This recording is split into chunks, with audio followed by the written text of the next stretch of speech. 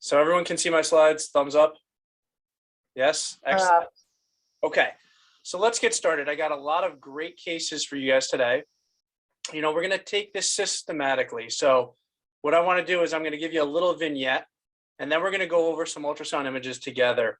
If you have a pen and a pad, you know, I think it'd be wise to write down what we described, because at the end, I want you to be giving a diagnosis.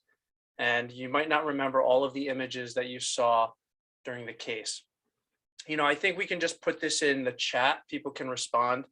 You know, if people want to unmute themselves and, you know, and throw out ideas on what they see with the ultrasound or what the diagnosis is, I think that's great, but I don't want to put any of you on the spot. Many of you are just introduced to Pocus this year. So, you know, there are things that you might not see and you might not know. But what I want you to understand is how powerful that little tool is that you carry around in your hand, that ultrasound.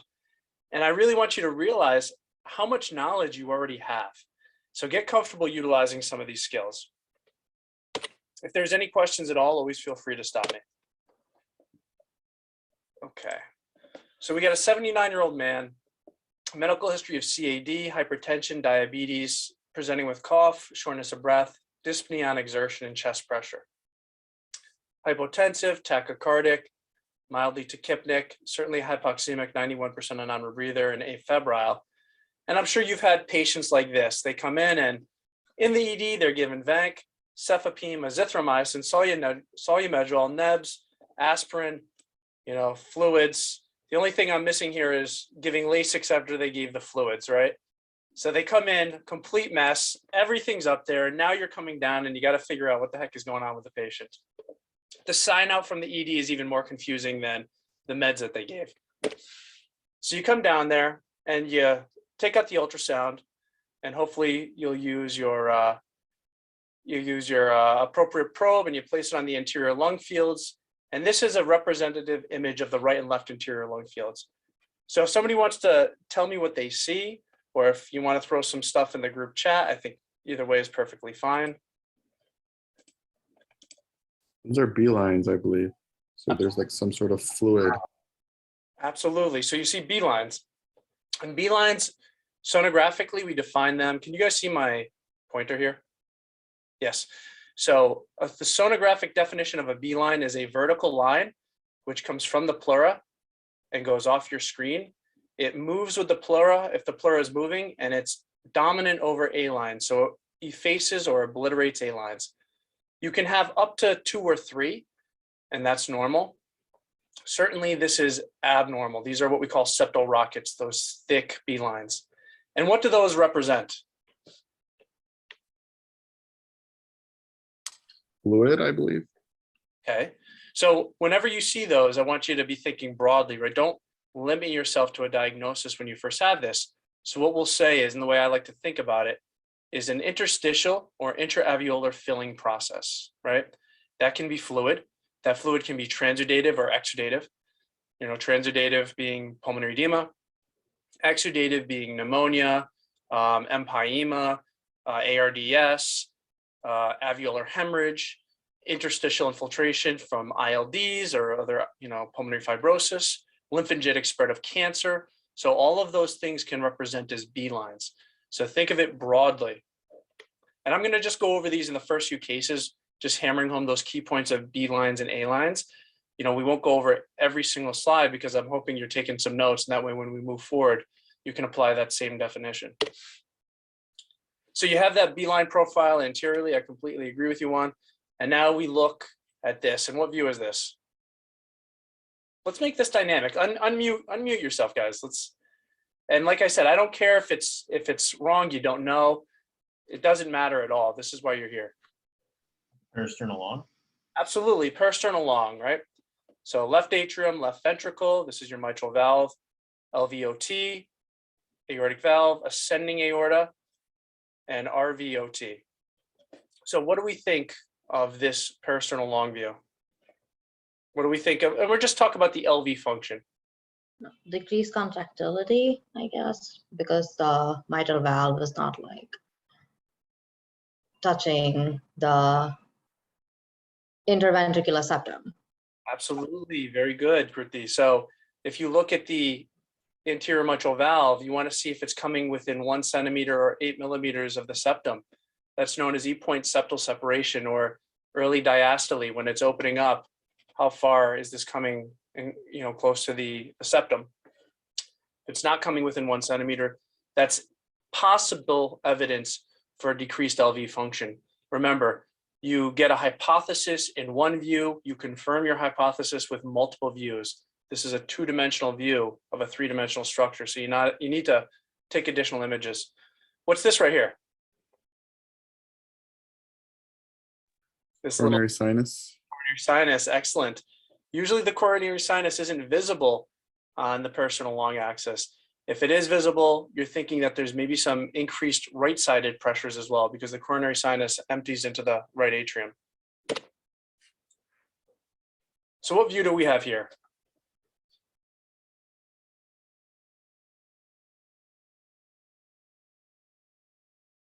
We'll have to speed it up, guys. If you want to get through some great cases, we can't take 20-minute pauses. I think that's parasternal short. Absolutely, Catherine, the parasternal short. This is at the level, it's at the level of the papillary. That's what we're trying to get here, but certainly you see maybe a little of the mitral valve in there as well. So it's not a perfect view, but certainly it's the proper orientation. You have that nice circular component to the LV. And do we think this is hyperdynamic, normal, depressed, or severely depressed?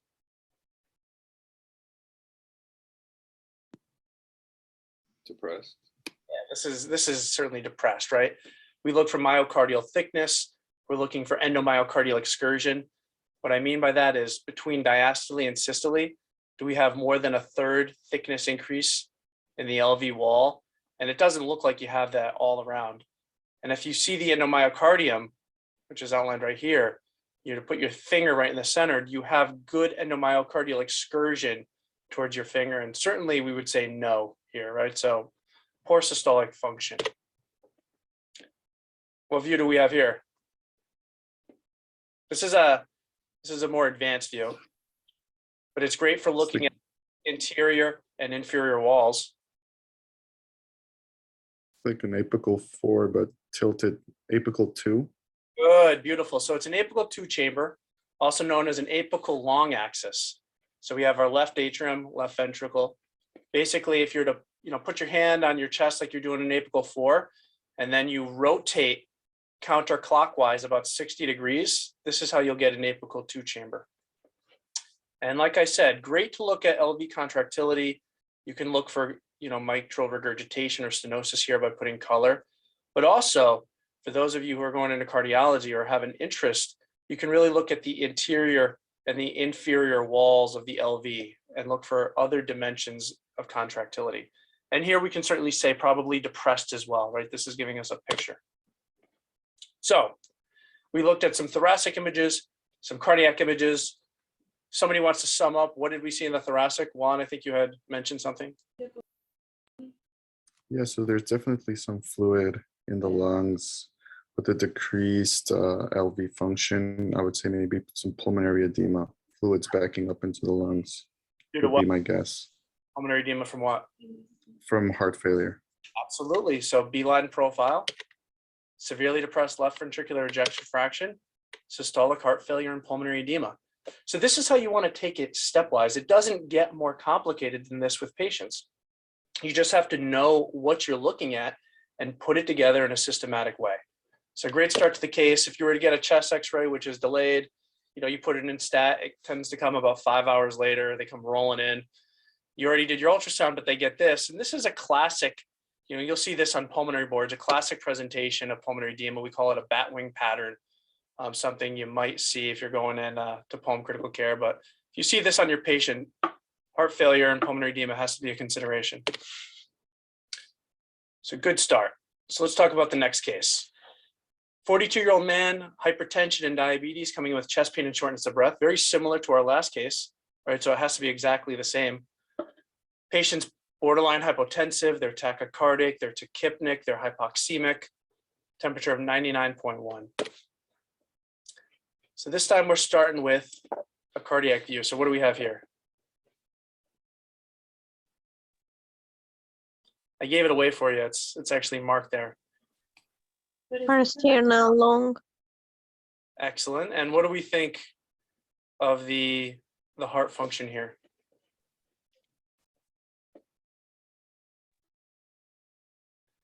I would guess hyperdynamic. I agree, right? So let's take it again. Anatomy, LA, mitral valve, LV, LV outflow tract, aortic valve, ascending aorta, descending aorta, your right ventricular outflow tract. And then if we look here and we're looking at this E point, right? It's coming and it's like smacking the septum, right? So there it's providing a hypothesis that, hey, we might have a hyperdynamic left ventricle.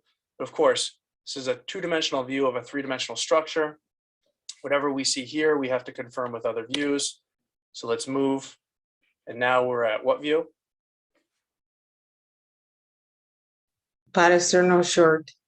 Excellent, the parasternal short axis. And at the level of what, Lenise? What do we have here? I think that's the left ventricle. Yep. And what Maybe. level? Is that the mitral valve? Is that the papillary muscles? What do we think that is? Those two boxing gloves coming together, punching each other. Those are the papillary muscles. That's how we like to look at it. The mitral valve has more of that fish mouth, right? The papillary muscles coming together. And when you're looking for overall LV function, it's really good to look at the level of the papillary muscles. However, you want to scan the entire length of the left ventricle from apex to mitral annulus to mitral valve, papillary muscles to really get a good view of the entire LV function. But what do we think here, this LV? Hyperdynamic, normal, depressed, severely depressed? Normal, I would say. Yeah, normal. It looks normal here. Maybe at times hyperdynamic, but certainly it's not depressed, right? And remember, when you're dealing with Pocus, if you want to learn advanced measurements on how to look at LV function, I could, teach you that. But with Pocus, we're really trying to get, an eyeball assessment. And most of you have eyeballs, so we can assess with, reasonable, a reasonable assessment whether or not somebody has good or poor or hyperdynamic left ventricle. But if you wanted to actually measure this, you could actually, between diastole and systole, calculate the fractional area change. That'll give you a better assessment of LV function. If you wanted to have more of a quantitative assessment, if you guys are ever rounding with me and that's something that interests you, those who are going into cardiology, I can show you how to do that. So we have what looks like maybe hyperdynamic or at least normal LV function. And now we're going to the right anterior lung views. And we have our phased array probe on the anterior lungs. And what do we say? These are A lines. Absolutely, these are A lines. Now, is A lines normal or are they bad? Are they good? What do you guys think? Are all A lines good? I'll give you two options, yes or no. Somebody just, Yes. okay, good. So are all A lines good? An answer being yes. So A lines represent reverberation artifact between the probe, which would be up here, and the pleura, which is right here, being reflected in air. It's just reverberation artifact. So air in lung is good. Is there any instance with air in lung could be bad?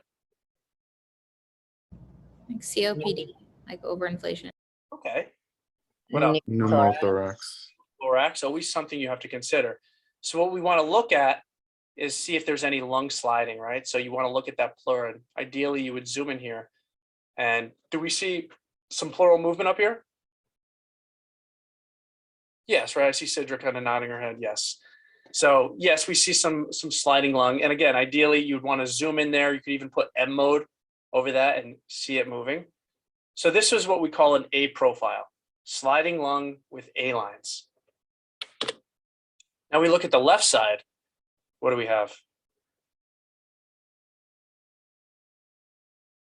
A lines or B lines? A lines, but A line. I guess minimal or absent lung sliding. Yeah, absolutely. So we don't see great lung sliding here. So on this left side, A lines without lung sliding, we term that an A prime profile. Some of you who have either rotated with me on the ultrasound elective or worked with me, I've shown you how to break up the lungs into profiles. And now we're going to zoom in, and we're looking at the left area where we thought, hey, we didn't see great lung sliding. And what do we see here? I feel like I see a transition point on like the left side. Okay, so you're commenting on this, right? So this is coming in, and what would this be right here, sliding in? Looks like a lung point. Yeah, it's a lung point, right? So we have lung sliding here, but it stops right over here. So this is what we call a lung point. And that's 100% specific for a pneumothorax, right? So if you see sliding lung, it rules out a pneumothorax at that area. But if you see that lung point, that's where the pneumothorax occurs. And for those of you who want a better explanation as why that occurs, I don't know if you can see me on the camera. If you have your visceral and parietal pleura sliding next to each other, right, you have good sliding lung. When I start to get a pneumothorax, what happens is air goes between the two pleura. So I'll have sliding lung here, but not at this side. Does that make sense? So this is where you get that lung point. So now that we understood what's going on in the thoracic and the cardiac images, what do we think is the diagnosis here? A pneumo. A pneumothorax, good. So hyperdynamic left ventricle. Right side, we have an A-line profile. Left side, we have an A prime profile and a left lung point. So this is a tension pneumothorax. So this guy is sitting there. He's decompensating. I told you he's hypotensive, hypoxemic, tachycardic. So what are you going to do for this guy? Chest tube. You can't find a chest tube. It's all down in the ICU. Needle decompression. Chest tube? But you know how to do something else. What can you do? Yes, Sanal mentioned it, needle decompression. Good, good. Chest tubes, definitely I agree. The patient will need one. But in the meantime, they're decompensating. It takes time to set up the chest tube. So you're going to do a needle decompression. I did a few of these when I was a resident, a few more when I was a fellow. Now, when I'm an attending, I don't get to do anything anymore. I just have to show people how to do it. So it gets very boring when you're an attending. You just tell people to do stuff. You don't get to do it anymore. But if you're going to get it, you want to have a large bore, so like 16 gauge or larger. You want to sterilize the area, put on some gloves. And then what you'll do is you'll put it in the second intercostal space right above the third rib, right? This is a great patient, nice and cachectic. This is exactly how you want to, put a needle in there, but not everyone's like that. You get a guy like Arnold, you're not going to get a 16 gauge needle right in here. So Arnold comes into you.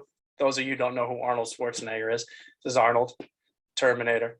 So he comes into you, a guy like this. You think you're going to be able to stick a 16 gauge needle through here?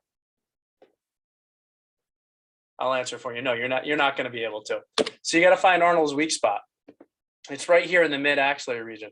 So you can get right into the rib space and needle decompress right here, usually with a tension pneumothorax. It's very large. It's not a 2 centimeter apical pneumothorax, which is causing the problem. If somebody's hypoxemic and hypotensive and you see a 1 centimeter apical pneumothorax, look for something else, right? A tension pneumothorax is a form of obstructive shock. You're going to have a large pneumothorax. You're going to have mediastinal shift. So putting in a needle here will be the way you want to approach it with somebody who has a lot of tissue, either from muscle or obesity and the anterior chest. Now, there's actually some data in the ED literature looking at putting in a needle decompression in the mid-clavicular versus the mid-axillary line, and they're of equal efficacy. So you really want to base it on your patient and not just do the same thing over and over again. I would say 99% of the time you can do it anterior, but if you don't want to just say, hey, the patient dies because I didn't realize I can go in the mid-axillary region. So a little pearl for you guys if you're ever in the position where you got to do a needle decompression. All right, so let's move on to our next case. Any questions so far? You're good with the images? Yes? All right, like I said, I won't know unless you tell me. So if there's something you want to go over again, just stop me. I'd be more than happy to point out anything. So our next patient, 32-year-old male, no known medical history, presenting with fever and chills for the past few weeks, denies any call for urinary symptoms. Blood pressure is 105/67, little tachycardic, little tachypnic, slightly hypoxemic on nasal cannula, and febrile to 101.5. So you get some views of the anterior lung fields. You're also looking in the axillary lung fields. And what do we see here? And this is a representative image of the lungs bilaterally.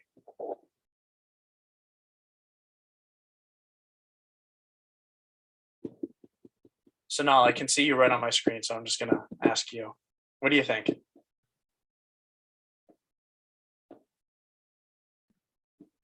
We see lungs sliding on in the second image in the axillary lung fields. And what do you see here? What are these, A or B lines? A lines. Lines. And there's sliding lung up here, right? So we have an A profile, bilaterally, we'll say. Mm-hmm. In the axillary, what do we call this sign? For some reason, when I was teaching the thoracic lecture, everybody just loved this sign. It's the curtain, some curtain sign.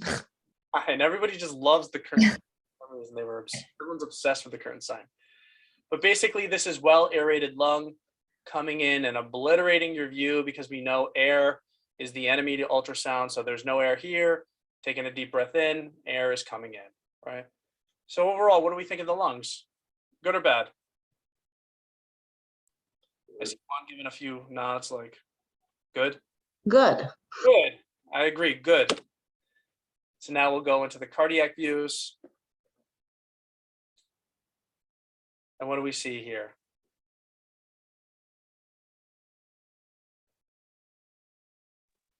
Hyperdynamic. Parasternal. Go for it. Go for it. So first one is a personal long, and then we turn it into a what? Personal short, right? Right at the end. Good. And then over here on the right, what do we have? An apical 4. Apical 4 chamber. Okay. Or Now, chamber. something important on these echo images. Remember, you have this young patient coming in, not feeling well, fever, chills, no real other symptoms. You don't have any medical history. Is there anything that's jumping out to you? Remember, take it systematically. I still go through the same process: LA, LV, mitral valve, LVOT, aortic valve, ascending aorta, descending aorta, RVOT. Mitral valve looks like it has either vegetations or thickening. Yeah, definitely, right? So, and this personal long and now this personal short view, both on the anterior and posterior valve leaflets, you see this hyperechoic, right? This hyperechoic structure. Again, this is ultrasound. It doesn't make the diagnosis for you. Whether or not that's, some sort of mass or something, you don't know, right? That's what you have to then clinically integrate. But you see this hyperechoic structure on the leaflets, and then you can see it here, right, in the personal short, and then you can really see it on the apical 4 as well. So if you guys were to take a guess, what do you think is the underlying diagnosis here? Why is this patient having fevers? Infective endocarditis. Yeah, definitely, right? This would be on the top of mind differential. Certainly you'd want to get blood cultures, antibiotics. You'd also want to get another form of echo imaging. What would you want to get? TT. TTE, and then a what? TEE. And a TEE, right? A transesophageal echo. Definitely you'll be able to better evaluate the valves. And not only to just confirm what you see on a TTE, but you'll get better estimates of pressures. If there's any mitral regurgitation, you'll be able to see if there's any perforation. You'll really be able to outline the size of whatever that echogenic material is on the valve. And obviously, if you have positive blood cultures, then you have your diagnosis of endocarditis by the Duke's criteria, right? So 2 major, 1 major, 3 minor, and 5 minor of the Duke's criteria, just to throw a little clinical knowledge at you guys. Excellent. So you have the diagnosis: bilateral A-line profile with a curtain sign, mitral valve vegetation. This is mitral valve endocarditis. Good. So next we have a 74-year-old female, history of CAD, CHF, AFib, coming in with worsening shortness of breath. She's normal tensive, normal cardiac. She's tachypnic to 32 and hypoxemic 93% on BiPAP. slightly, I guess, low-grade fever is what everyone likes to call it, 99.8, but not really febrile. So, representative image of the ultrasound findings in the anterior lung fields. Do I have a volunteer? B lines? Good, B lines. Remember, again, B lines, those vertical lines from the pleura extending off your screen, moving with the pleura. The pleura is moving and they're dominant. They're dominant over A lines. That's how you know what B lines are. And again, interstitial or intraalveolar filling process. From there, you can take it in a lot of different directions. So this is now looking in the right mid-axillary region. What do we see? Pleural effusion, I think that's, I guess. Yeah, it is. Yeah, the diaphragm and then a part of the lung. Good. So when you're looking in the mid-axillary region, there's 3 things you want to identify to know where you are. Chest wall, which is right here, the diaphragm, and now you see lung. So you know this is thoracic cavity up here. So abdominal cavity is down here. It's so important you guys know the anatomical boundaries, not only so you can make sense of what you see, but also if you're going to do some sort of intervention. We've actually had M&Ms in our pulm critical care M&M where people have put chest tubes into the belly because they thought they were going into a pleural space, but they were actually looking at ascites because the massive ascites had pushed the diaphragm up so high. So that can obviously lead to devastating consequences if you hit, abnormal structures that you should be hitting. So really convince yourself on where you are. There's many times where somebody will show me images and they'll say, oh, I think this is that. And, I got to tell them, I don't know what you're looking at. I can't see any anatomical boundaries. So you don't want to make judgments if you can't understand what you're looking at. But here you can. Again, chest wall. I have a question. Yes.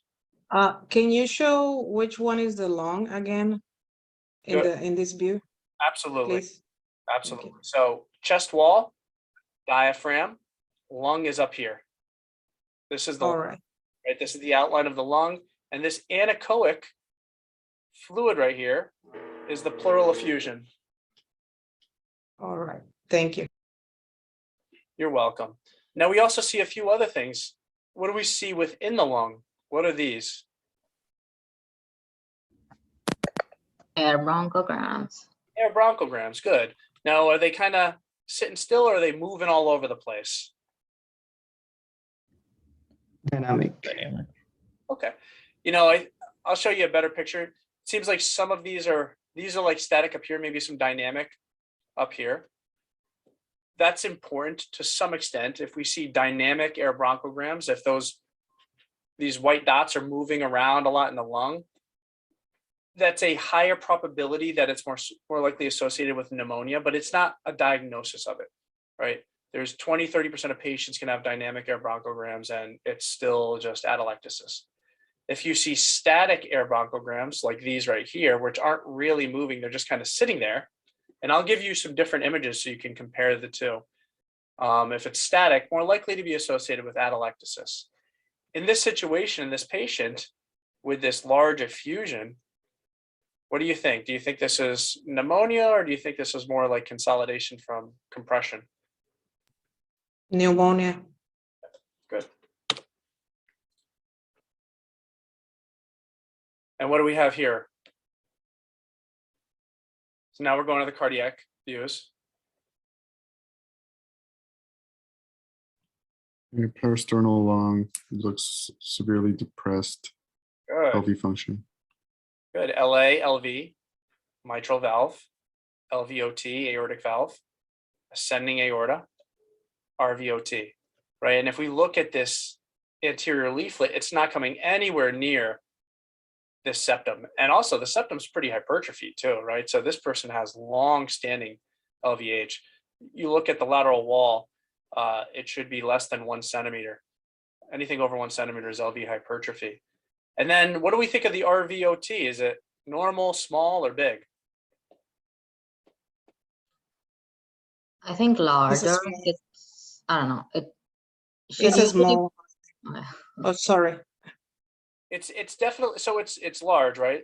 So cutoff is 3 centimeters when you're looking at the RVOT. And you can actually have it right here. So this is 1, 2, 3, maybe 3.5, 4 centimeters for the RVOT in terms of its size. So definitely there's an enlarged RV. There's an enlarged and hypokinetic left ventricle. There's enlargement of the left atrium as well. We look at this view, what do we say? So parasternal, that's good. I gave it away for you, it's up here. Yeah, parasternal short, and it also shows that depressed ventricular function. Good. Would you say depressed or severely depressed? I would say severely depressed. I would agree with you. So definitely severely depressed left ventricle. You put your finger right here, like my mouse is doing. It's not really coming close. But it also looks like some of the walls aren't moving as well as the others, right? So if you look at it, would you agree with me that this kind of septal part isn't moving as much as these parts of the wall? Right, just looking at it. This isn't something else. Dyskinesia of the ventricle. Good. So dyskinesia means that it's moving in the wrong direction, right? So this is almost like hypo or akinesia of the septum. Akinesia, yes. Right. Sorry, I said the wrong thing. No, I love that you said it.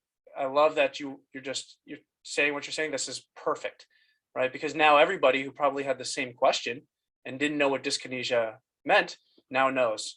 So thank you for bringing that up. That's perfect. And then if we look at it, you know, just to take it another level, because I know there's a lot of cardiology fans here. This is the anterior wall up here, anterior lateral wall, inferior lateral wall, inferior wall, inferoseptal, anteroseptal. So if you really look at it, it's more anterior and inferoseptal that really isn't moving, right? The septum portion. And the RV, what do we think of the RV? Very big. Very big, right? We got an apical 4-chamber. What do we think here?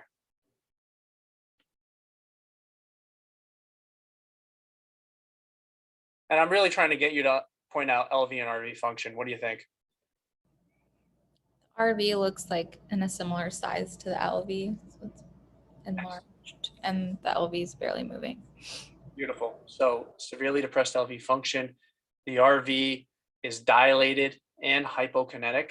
Remember, you can have a normal kinetic RV and it's dilated. You can have a normal size RV and it's hypokinetic, right? So RV size and function are two different things.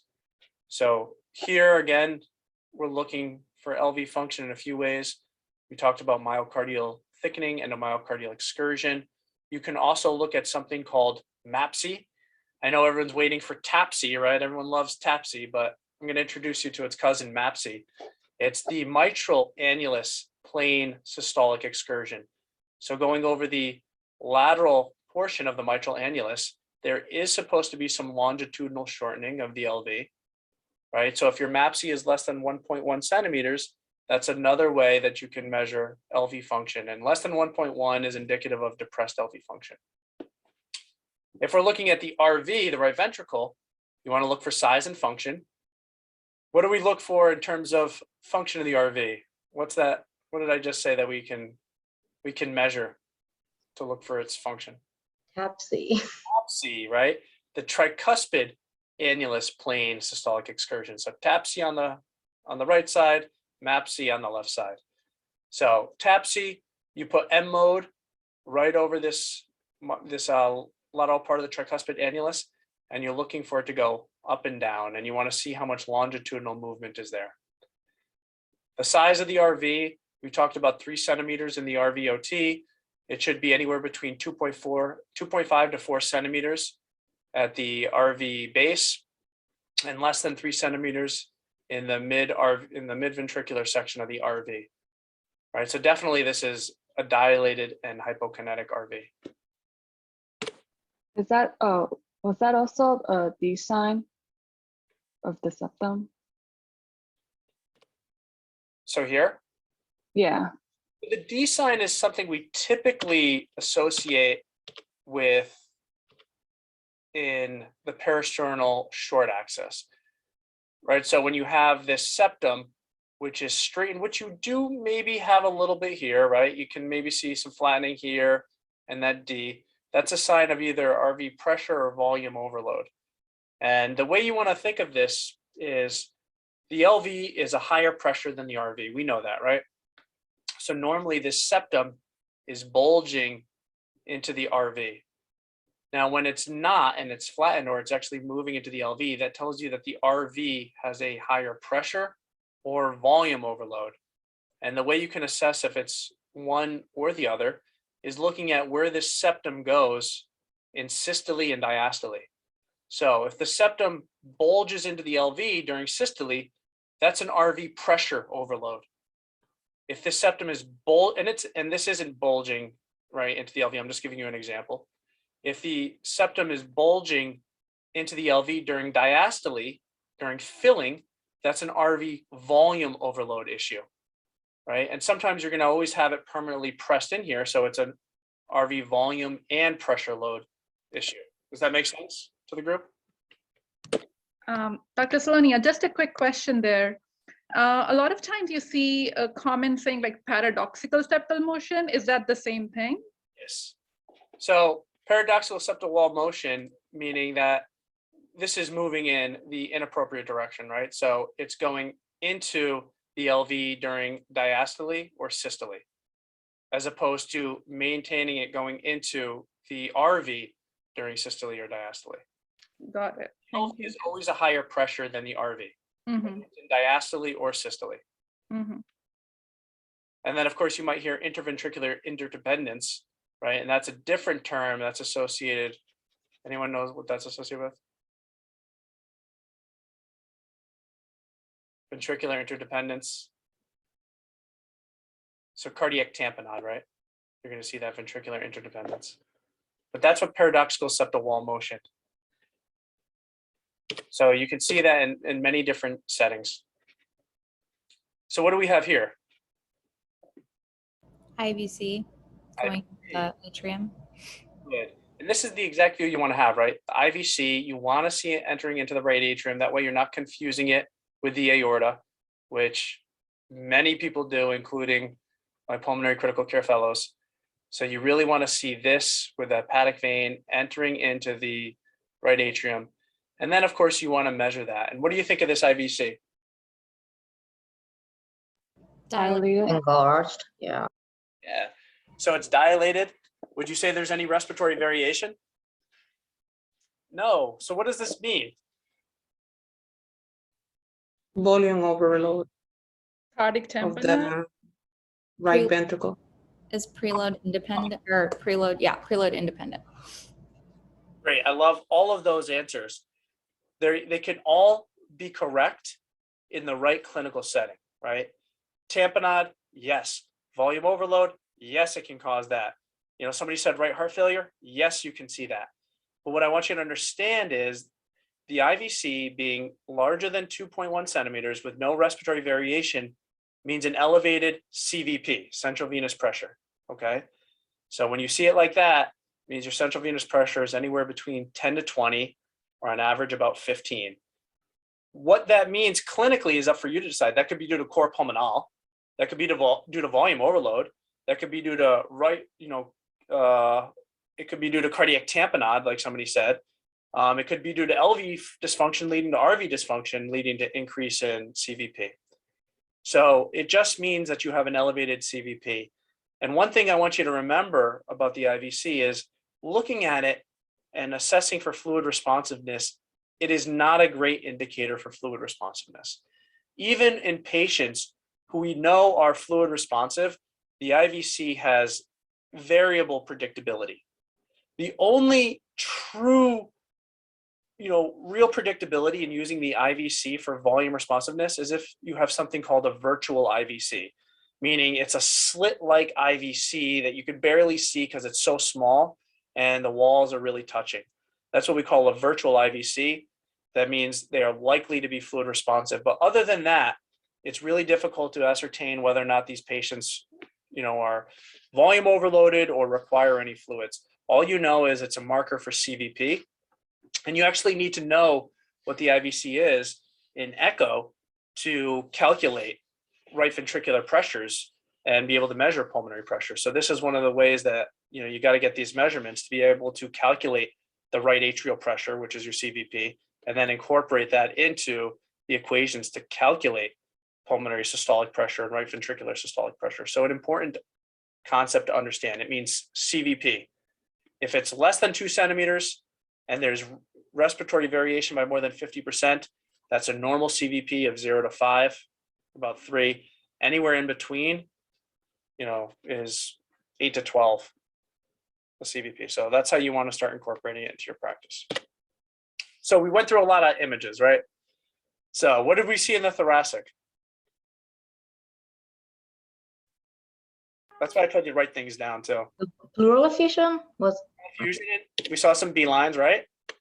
I had the cardiac first. So biventricular heart failure with severely depressed left ventricular ejection fraction, bilateral B line profile with pleural effusions and consolidated lung with air bronchograms, IVC more than 2 centimeters with no respiratory variation, indicative of elevated CVP.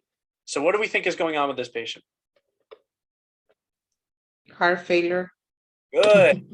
Acute on chronic systolic CHF exacerbation, pulmonary edema, and pleural effusions.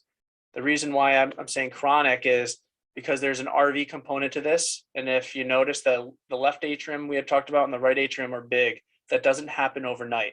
So there's some chronicity to that. So evaluating LV function with Pocus, we talked about the E-point septal separation, the myocardial thickness between diastole and systole, the endomyocardial excursion.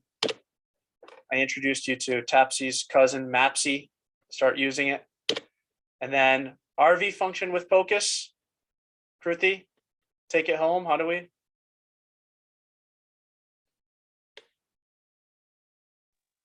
Hello, sorry, the TAPSI also in addition. TAPSI, right? So these are easy bedside evaluations that you can do to really look at the LV and the RV function. Like I said, those are who are going into cardiology, or if you're interested, you know, I can show you the advanced echo features and how to look at LV and RV function. A little more complicated, a little more time intensive, but if you really, you know, have to get a quantitative value, I can show you how to do that. And again, for those who are going into cardiology, the other thing, like we showed, you want to look at different views because it gives you different portions of the wall and different views of the wall. So in the forechamber, this is the anterior lateral wall, the apical cap, and the inferior septal wall. If I then do a 60-degree rotation, and I take it to a 2-chamber, this is the anterior wall, and this is the inferior wall. And you can see that coronary perfusion is different. You can see the LAD kind of handles a lot. And then if this is the long axis, so the apical 3-chamber, or if you tilt this, you can also see that this is the peristernal long axis as well. This is the anterior septal wall, apical cap, and the inferior lateral wall, right? So I can look at the anterior lateral wall, inferior septal, anterior, inferior, anterior septal, inferior lateral walls. So therefore, if I have somebody who's having wall motion abnormalities, this is how I identify where it could possibly be. And then I can also look at that in the short axis, take it in the same way, right? Anterior, anterolateral, inferior lateral, inferior, inferior septal, anterior septal. And you can look at it along the length of the left ventricle and really narrow down where you might be having abnormalities of perfusion. This is more advanced. I know a lot of you are interested in cardiology, so I threw this in here just so you have this view. You get introduced to it early in your careers. All right, we're almost, well, we're not almost done, but we have some good cases. So I like this case. 28-year-old female, 29 weeks pregnant. Big problem already, right? Everyone's freaking out. You go up to the OB floor and stuff is being thrown all over the place. People are screaming. She's short of breath, has lower extremity swelling. She's hypotensive, tachycardic, tachypnic, hypoxemic, febrile. They get a stat chest x-ray. You can't bring it up on Epic because it says all those errors. You can't see it, but there's a read by the radiology resident says it's normal. OB starts the patient on heparin and they call you. This is going to be you guys in 2 short years as the AC. They're going to be calling you at 2:30 in the morning saying you need to come see this patient right now. We need to activate PERT. get everybody up here. This is chaos. So you go up and you see the patient and you're calm, you're cool, and you're collected. So you whip out the ultrasound and what do we see?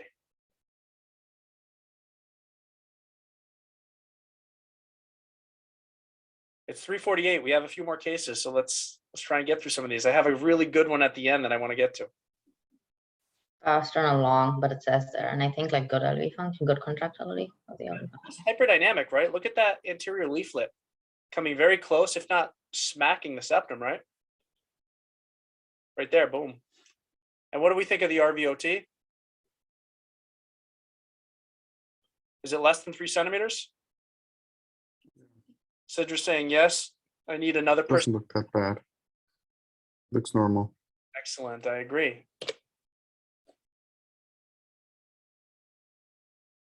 What do we think of this view?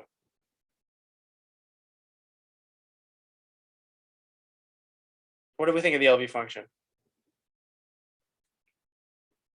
I would say normal. All walls are contracting, closely the same.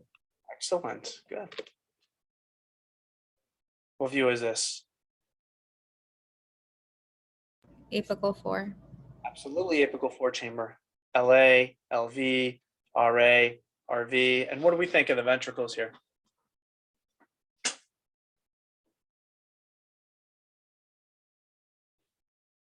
They look normal to me.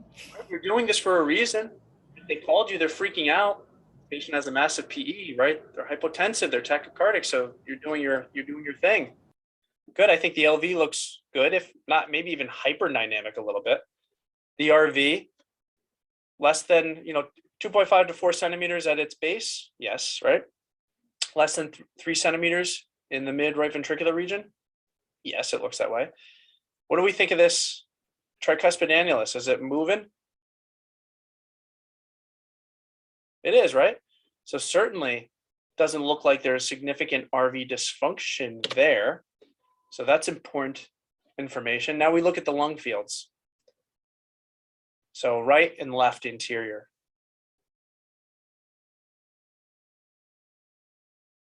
What do you guys think? So left, easy. What is this? A lines normal. Yeah, so if it's A lines normal, it's what profile? A profile, right? Mhm. A lines, no lung sliding, A prime profile. So just remember the two different ones. Now, what do we have here on the right side? It's a strange image. Is that like bowel or something?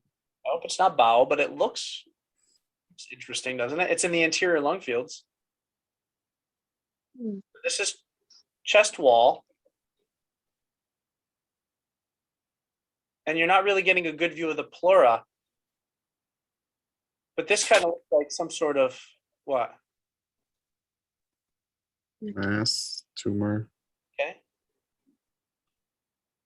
Brutal thickening, consolidation. I'm just throwing words. No, this is what you're supposed to do, right? I don't know if that's a mass. I don't know if that's consolidation from a pneumonia. I don't know if that's atelectasis. You describe what you see, and then you take that with your exam, with your labs to come up with a differential. This can't tell you if that's cancer, or if that's a consolidation from pneumonia, or if that's consolidation from atelectasis, right? Ultrasound can't tell you that, but you see a consolidation, right? So we call this actually, when you see it anteriorly, a C profile, a consolidative profile. And then you can see how you have below this irregularity where the pleura would be, and below that, you have these subpleural echoes right here, this consolidation, right? That's known as the shred sign. Sorry, we're almost done and I get a rapid with 8 minutes left. But I got a fellow, so they'll take care of the rapid for us. So let's finish up. So C profile, and you have this irregularity. So we call this a shred sign. Have you guys heard of that before? That's a shred sign when you see that irregular pleura with those subpleural echoes, that C profile. Strong consideration for pneumonia, just because pneumonia is the most common thing that you'll see with consolidation. But obviously you got to rule out other things such as masses. I then take it to the right axillary region. What do we say?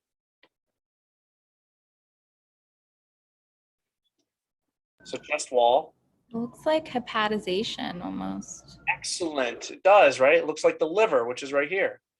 So hepatization. And what else do we see in here? What are these? Dynamic air Dynamic bronchograms. Yeah, you guys can see the difference between this and the previous image. You see how these are moving all around? So this is fluid and air trapped within these bronchi that are moving with respiration. So when you see those, certainly you have to be thinking of what? Good pneumonia. Pneumonia. Excellent. So now you're up on the 12th floor. Everyone's freaking out. The nurse runs up with a bottle of TPA and says, I want you to push it. What do you do? What do you tell the team, and how do you calm everyone down? What do you say is going on here? Like sepsis. Good. So cardiac, let's take it step by step. Cardiac, normal left ventricular function, normal right ventricular size and function. If you see that with a PE and somebody's hypotensive, it's not due to the PE, right? PE by definition leads to an obstructive shock as well. So it's due to RV dysfunction. Thoracic, we have that C profile with the shred sign and consolidation with dynamic air bronchograms. Left side, you have an A profile. So acute hypoxemic respiratory failure and sepsis due to pneumonia. So what's your treatment recommendation to the OB team? Fluids and Fluids and Maybe even stop the heparin drip, right? Remember, you guys are developing the skill. You're much more knowledgeable than you even realize. So you get these images, now you're getting the ability to interpret them. You can really influence a lot of patient management. All right, this is our last case. So let's go through it quickly because it's a good one. 71, hypertension, CAD, COPD, chronic steroids, coming in with chest pain and shortness of breath. This is a patient of mine that I had at 2:30 in the morning in the ED. This is a true case. This is why I'm bringing it up. Borderline hypotension. They were initially admitted to medicine, and then the medicine team called the screen for possible sepsis. Pulse rate of 122, tachypnic, hypoxemic, febrile to 100.9. Cultured, started on vancomycin and cefepime, admitted to the floor, lower borderline hypotension and worsening respiratory status, so they called the screen. So went down there and we got these in the anterior lung fields. What do we have? Say, A-lines. yeah, you guys know this, A-line profile, good. We go in the axillary lung field, what do we see? Everyone's favorite thing? Certain sign.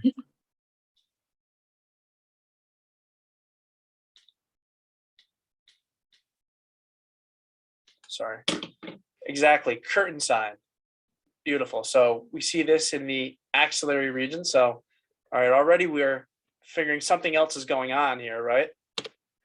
So now we get our echo. What's this?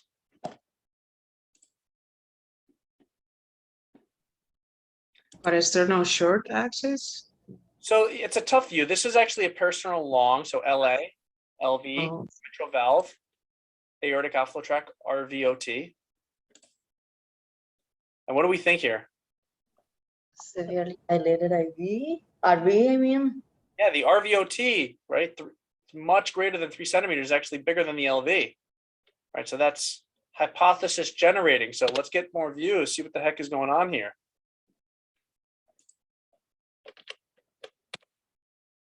So what do we see here in the personal short axis?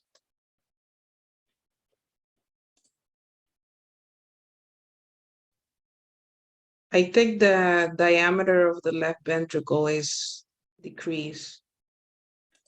Is that the famous D sign?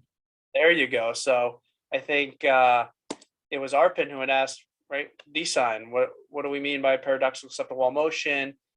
Somebody asked, what do we see with D sign? You can really see the D sign in the paradoxical septal wall motion there, right?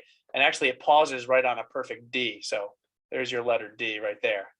Everyone can appreciate that? Straight and then a D. Everyone knows what a D looks like, right? It's just turned a little bit to the side. So normally the LV is bigger than the RV. Normally the septum is bulging into the RV. Here we see it going in, right? It's tough to say if it's during systole or diastole. You really need to have EKG leads on, especially when somebody's tachycardic. But we do see that paradoxical septal wall motion and that D sign, indicative of pressure or volume overload. So what do we have here? I see the, I don't know, McCall sign, right? The apical, you know what I mean. So I know what you mean. So the McConnell sign, right? So basically McConnell sign is RV hyperkinesis at the apex and hypokinesis and dilation of the RV free wall, right? And we can definitely see that the RV is as big, if not bigger, than the LV just by eyeballing it, right? So definitely a dilated and hypokinetic RV, but this hyperkinesis at the RV apex. Why does that occur? It's very simple, but I want you guys to understand this concept. Because it's dilated, like kind of like, yeah, and so can contract the, what's the word? The fibers can't approach together because there's a lot of fluid. Good. Can you guys see my hands? I'm going to do this for you. So here's my LV. It's more concentric, right? More concentric like that. My RV has more longitudinal movement like that we talked about, right? So the LV concentric, the RV longitudinal. When I have an acute pressure overload on the RV, what happens to the RV size? It dilates out, right? So it becomes big like this. I don't know, can you see? Dilates out like that. To compensate, because my RV afterload has increased, my LV starts pumping away and becoming tachycardic and hyperdynamic. The thin portion of the RV free wall is tethered to the muscular portion of the LV. So you see hyperdynamic contraction of the RV apex and no movement of the RV free wall. Does that make a little sense? Right, so basically I have an acute pressure overload, which can be due to many things. The RV bulges out, and when it bulges out, it no longer contracts well. The LV, to compensate, becomes much more hyperdynamic. You become tachycardic. And then this thin portion of the RV free wall of the RV apex is tethered to the muscular portion of the LV. So it starts to get pulled down. So that's what you see with McConnell sign. Does that make sense? You guys can appreciate that? It's indicative of RV pressure overload. So then we measure TAPSE, and this is how you do it, M mode, which is image capture over time. I put it over the lateral portion of the tricuspid annulus, and I measure it from the hill to the valley, right, the height. So from this valley to this hill, this is how I'm measuring it. The number you want to remember, anything less than 18 millimeters or 1.8 centimeter is indicative of RV dysfunction, right? So depressed RV. So we have this dilated RV with decreased TAPSE, right? We have this paradoxical septal wall motion, this hypoxemic, hypotensive patient who's now on vancomycin and cefepime because that cures everything. So what do we think is going on? And what's your next step in the workup of your patient here? Pee, heparin drip, So you want possibly perk. to get an image.